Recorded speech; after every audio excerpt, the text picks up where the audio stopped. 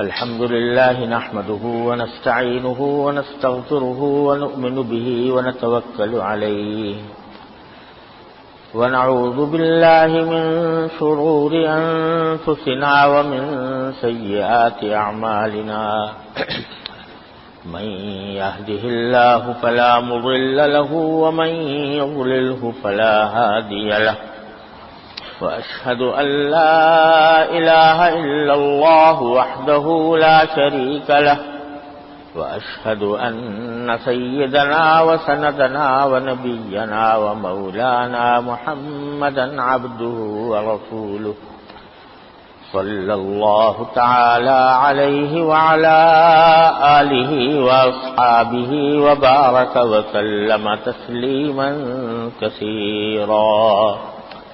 أما بعد فأعوذ بالله من الشيطان الرجيم. بسم الله الرحمن الرحيم. الحمد لله رب العالمين الرحمن الرحيم مالك يوم الدين إياك نعبد وإياك نستعين اهدنا الصراط المستقيم صراط الذين أنعمت عليهم غير المغضوب عليهم ولا الضالين.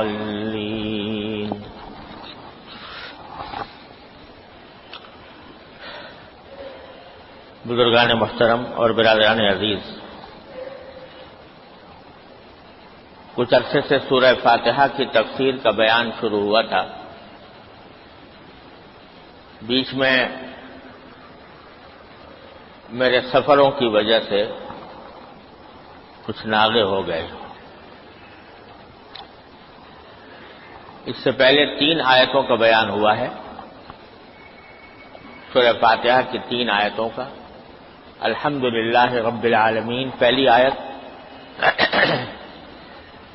الرحمن الرحیم دوسری آیت، اور مالک یوم الدین تیسری آیت.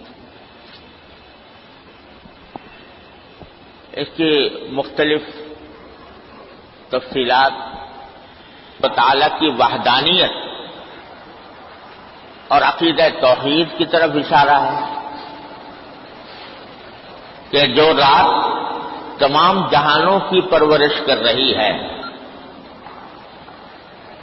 اور پورے جہانوں کا انتظام اس نے کیا ہے، وہی اس کی خالق ہے، وہی اس کی مالک ہے، وہی اس کی منتظم ہے، تو ظاہر ہے کہ عبادت کے لائق بھی تنہا وہی ذات ہوگی، کوئی اور نہیں.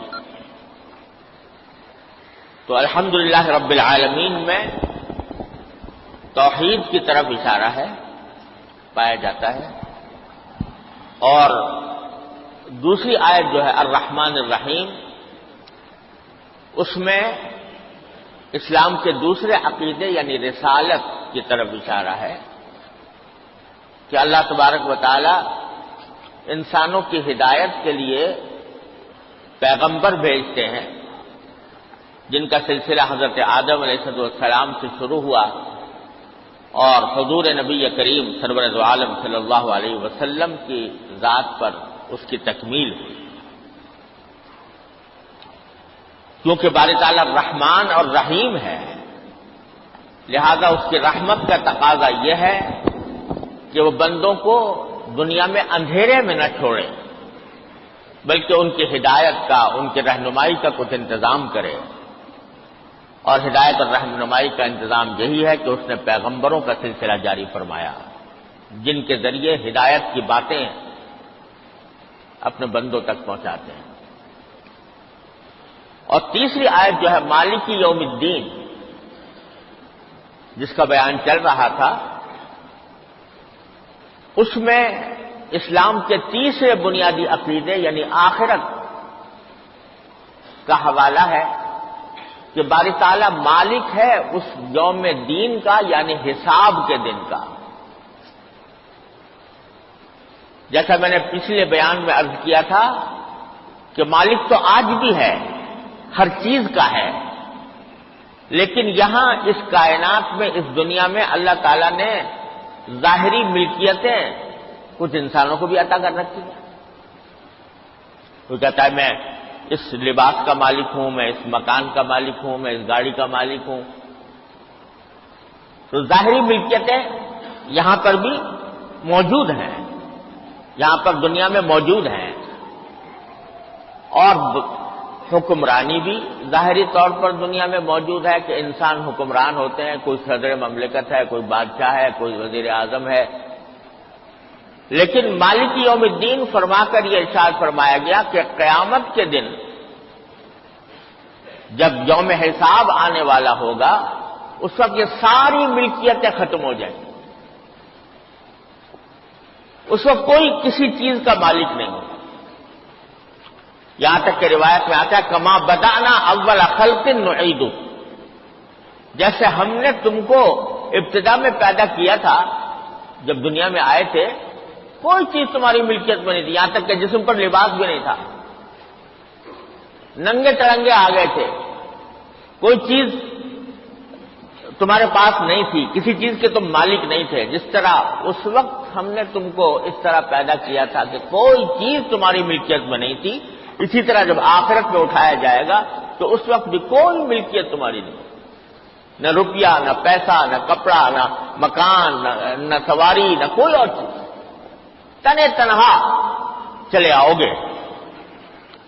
اور یہ جتنی بادشاہتیں نظر آتی ہیں، جتنی حکمرانیاں نظر آتی ہیں کہ کوئی اپنے آپ کو صدر بنائے بیٹھا ہے، کوئی اپنے آپ کو بادشاہ کہتا ہے، کوئی اپنے آپ کو وزیر اعظم کہتا ہے، یہ ساری بادشاہتیں اور حکمرانیاں بھی ختم ہو جائیں گی. اس دن کوئی بادشاہ نہیں، کوئی صدر نہیں، کوئی وزیر اعظم نہیں. لمن الملک اليوم، قرآن کریم فرماتا ہے کہ باری تعالیٰ اس وقت آواز لگائیں گے آج بتاؤ بادشاہت کس کی ہے. للہ الواحد القہار، ایک ہی اللہ کی ہے جو سب پر غالب ہے. تو مالک یوم الدین کے معنی یہ ہے کہ اس دن ملکیت تن تنہا اللہ ہی کی ہوگی، ظاہری ملکیتیں بھی جو دنیا میں نظر آتی ہیں ختم ہو جائیں گی. اور اس سے یاد دلانا مقصود ہے، قرآن کریم کے سب سے پہلی سورت میں یاد دلانا مقصود ہے کہ لوگوں ذرا دھیان سے رہو، اس دنیا میں دھیان سے رہو. ایک دن ایسا آنے والا ہے جبکہ تمہارے ہر قول و فعل کا حساب لیا جائے گا. یہ مت سمجھو کہ منہ سے جو بات نکال دی وہ ہوا میں اڑ گئی. ما یلفظ من قول الا لدیہ رقیب عتید، انسان جو لفظ بھی منہ سے نکالتا ہے اس کو لکھنے والا موجود ہے. آج تو ٹیپ ریکارڈر آ گیا، لوگوں کی سمجھ میں آسانی سے آ سکتا ہے کہ ایک ایک لفظ ریکارڈ ہو رہا ہے ٹیپ ریکارڈر کے اندر. اللہ تبارک و تعالیٰ نے 1400 سال پہلے فرمایا تھا کہ جو کچھ تم کہہ رہے ہو وہ سب ہمارے وہاں محفوظ ہے. اگر جھوٹ بولا ہے تو، غیبت کی ہے تو، برا بھلا کہا ہے کسی کو تو، کسی کا دل دکھایا ہے تو، یہ سب باتیں ہمارے ہاں محفوظ ہیں. اور کوئی اچھی بات کی ہے، اللہ کا ذکر کیا ہے، کسی کو آرام پہنچایا ہے، کسی کی مدد کی ہے، وہ بھی ہمارے ہاں محفوظ ہے. اور ان سب کا حساب ہونے والا ہے. قیامت کے دن سب علم نشرہ ہو کر دکھا دیا جائے گا. وَوَجَدُوا مَا عَمِلُوا حَاضِرًا، جو کچھ عمل کیا تھا دنیا میں وہ سب تمہارے سامنے آ کر موجود ہو جائے گا، آنکھوں سے دیکھ لو گے. ساری فلم چل جائے گی کہ دنیا میں کیا ہوا تھا اور کس وقت تم نے کیا عمل کیا تھا. اس سب کا حساب دینا ہوگا، جواب دینا ہوگا. یہ ہے عقیدہ آخرت، کہ یہ نہ سمجھو کہ بس دنیا میں جی لیے جس طرح بھی جی لیے، ان ہی اللہ حیاتنا الدنیا نموت و نحیا، کہ بس یہ دنیا ہی کی زندگی ہے، یہی جیتے ہیں ہم، یہی مرتے ہیں. نہیں، یہ دنیا کی زندگی تو مختصر سی زندگی ہے. زیادہ سے زیادہ 60 سال، 70 سال، 80 سال، 90 سال، بہت ہو گئی 100 سال. بہت ہو گئی 110 سال 120 سال، کوئی اکا دکا آدمی جی لیا اتنا، لیکن ایک زندگی ایسے آنے والی ہے جو ہمیشہ کی ہے، اور وہاں جا کر پتہ لگے گا۔ قرآن کریم فرماتا ہے کہ جب کأنہم یوم یرونہا لم یلبثوا الا عشیۃ او ضحاہا، جب اس دن کو دیکھ لیں گے، قیامت کے دن کو آنکھوں سے نظر آ جائے گا اور اس کی وسعتیں نظر آئیں گی، تو دنیا میں جو کچھ جتنا دن جیے تھے تو یہ کہیں گے کہ بھئی جتنا دن دنیا کے تھے وہ تو ایک شام تھی یا ایک صبح تھی، چند گھنٹے، ساری دنیا کی ساری زندگی وہ چند گھنٹے نظر آئے گی، تو بس چند گھنٹے دنیا میں رہ کے آ گئے، اصل زندگی تو اب یہ ہے، وہ زندگی آنے والی ہے۔ تو مالک یوم الدین میں اللہ تبارک و تعالی نے اس دن کی طرف توجہ دلائی ہے ہمیں اور آپ کو۔ اور ذرا یہ بھی دیکھیے، جیسا میں نے پہلے بھی عرض کیا تھا کہ اللہ تبارک و تعالی نے سورہ فاتحہ میں اپنی جو صفتیں بیان کی ہیں سب رحمت والی صفتیں ہیں۔ رب العالمین، باری تعالیٰ پالنے والا ہے تمام جہانوں کا، یہ رحمت کی بات ہے۔ رحمان ہے، اس کی رحمت سب پر چھائی ہوئی ہے۔ رحیم ہے، اس کی رحمت بڑی زبردست ہے۔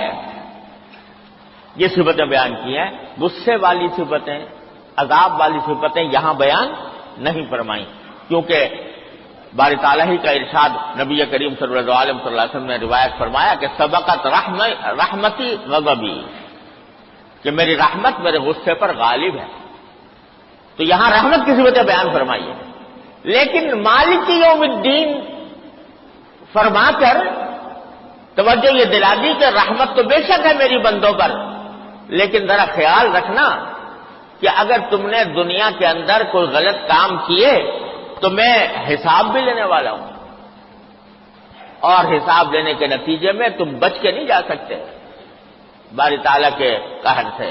یہاں تو سفارش بھی کام آ جاتی ہے، رشوت بھی کام آ جاتی ہے، یہاں تعلقات بھی کام آ جاتے ہیں، لیکن وہاں کوئی لیس لہ من دون اللہ من ولی ولا شفیع ہے، کوئی نہیں ہے وہاں پر بچانے والا۔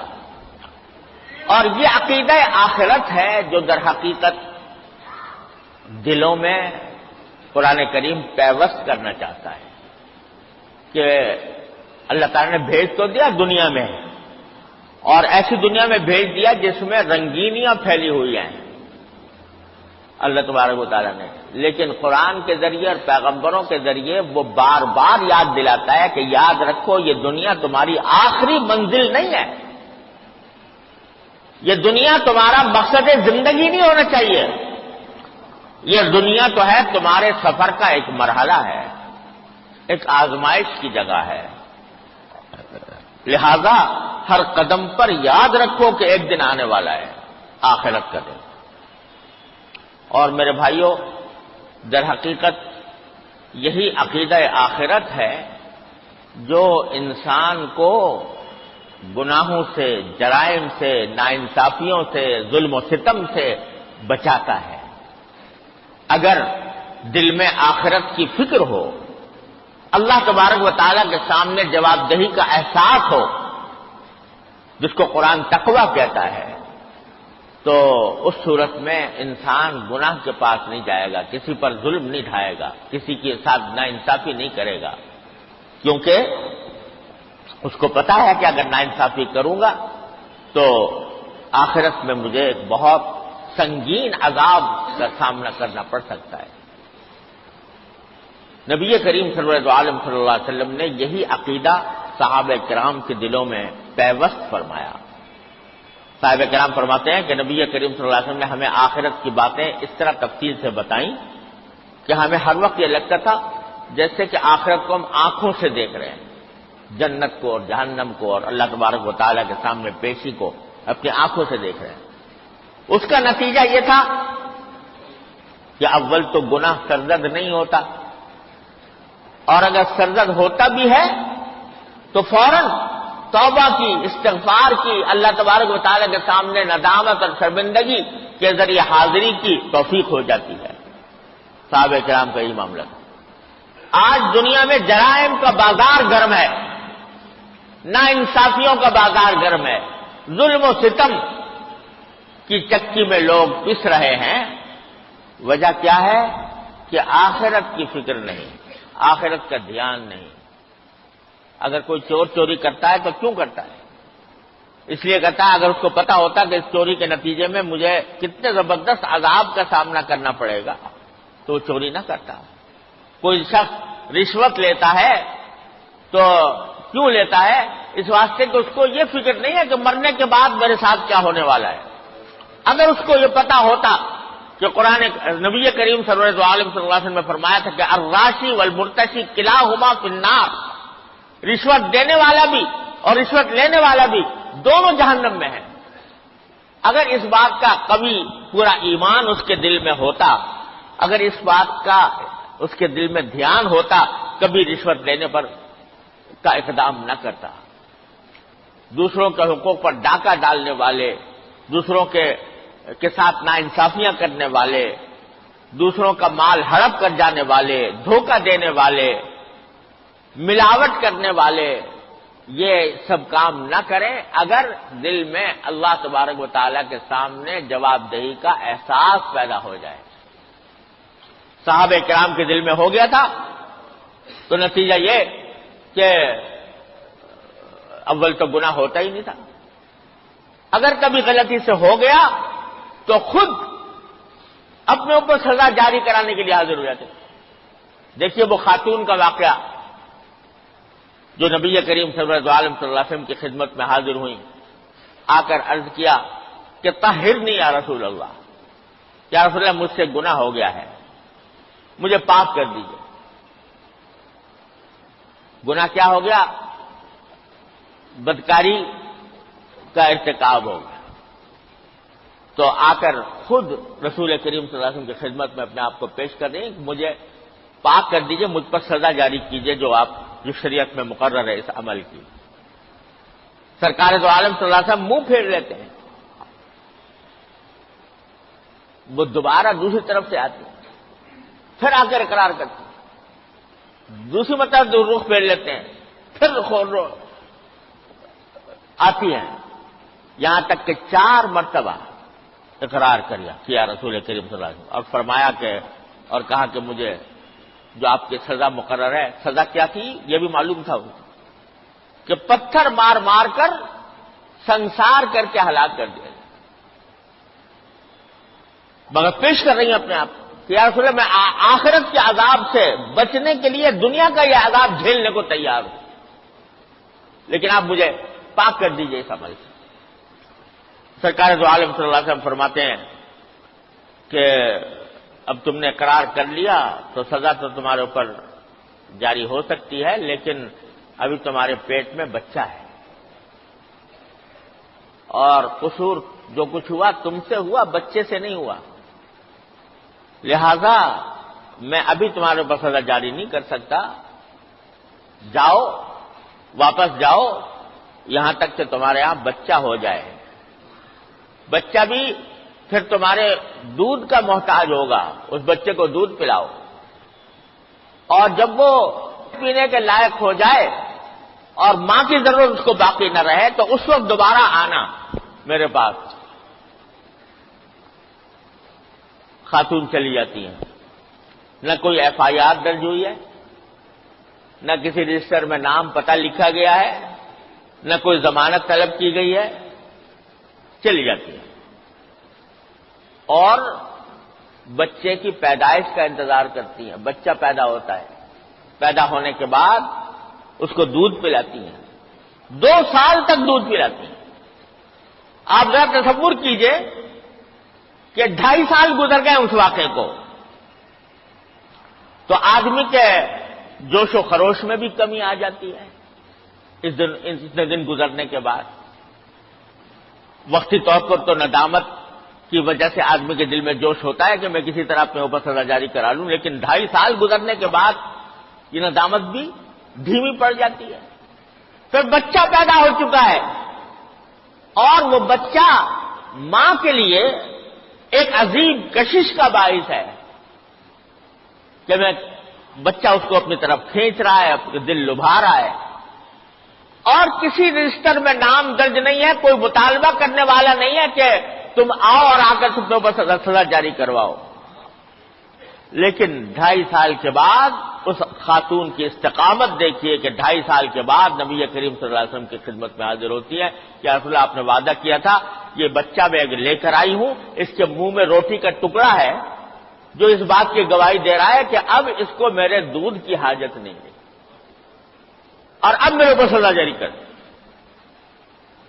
سرکار دو عالم صلی اللہ علیہ وسلم نے پھر سزا جاری کی، یہاں تک کہ انہوں نے جان دے دی۔ جب نماز جنازہ پڑھنے کا وقت آیا، سرکار دو عالم صلی اللہ علیہ وسلم ان کی نماز جنازہ پڑھنے کے لیے آگے بڑھے تو حضرت فاروق اعظم نے دامن پکڑ کر عرض کیا کہ یا رسول اللہ، یہ خاتون جو ہے اس سے تو ایک بدکاری کا گناہ ہوا تھا، تو آپ اس کی نماز جنازہ کیوں پڑھاتے ہیں؟ تو سرکار دو عالم صلی اللہ علیہ وسلم نے فرمایا کہ عمر، بے شک اس سے غلطی ہو گئی تھی، لیکن اس نے ایسی توبہ کی ہے کہ اگر اس توبہ کا 10واں حصہ بھی پورے اہل مدینہ پر بانٹ دیا جائے، سارے اہل مدینہ کی مغفرت ہو جائے۔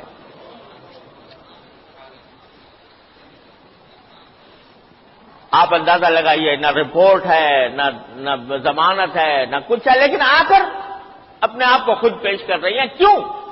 اس لیے کہ دل میں یہ فکر لگی ہوئی ہے کہ دنیا میں جو کچھ بھی سزا مل جائے، تکلیف پہنچ جائے، مجھے گوارا ہے، لیکن اللہ تبارک و تعالیٰ کے سامنے جب حاضر ہوں تو میرا دامن تمام گناہوں سے پاک ہو، اور جب مجھے حساب دینے کا وقت آئے تو میرے پلڑے میں کوئی گناہ باقی نہ ہو۔ یہ فکر لگی ہوئی ہے۔ اس فکر آخرت نے اس طرح جرائم کا اور ناانصافیوں کا سد باب کیا۔ صحابہ کرام کی سیرتیں اٹھا کر دیکھیے، ایک ایک صحابی روشن ستارہ نظر آئے گا، عدل کا، انصاف کا، نیکی کا اور تقوی کا، وہ اس لیے کہ آخرت کی فکر دل میں سمائی ہوئی تھی۔ اسی آخرت کی فکر کی طرف توجہ دلا رہی ہے یہ سورہ فاتحہ کی 3ری آیت، مالک یوم الدین، کہ اللہ تعالیٰ مالک ہے اس اور روز حساب کا، بے شک رحمان ہے، بے شک رحیم ہے، بے شک رب العالمین ہے، لیکن ساتھ ساتھ انصاف کرنے والا بھی ہے، لہذا آخرت میں تمہارے سارے اقوال و افعال کا حساب ہوگا، اس وقت کا مالک وہی ہوگا، کوئی اپنی ملکیت نہیں جتا سکتا، وہاں اس کے لیے تیاری کرو۔ ابھی تیاری کیسے کرو، اس کی اگلی آیتوں میں اس کا طریقہ بتایا ہے۔ اللہ تبارک و تعالیٰ نے توفیق دی تو انشاءاللہ اگلے جمعہ میں عرض کروں گا۔ وآخر دعوانا الحمدللہ رب العالمین۔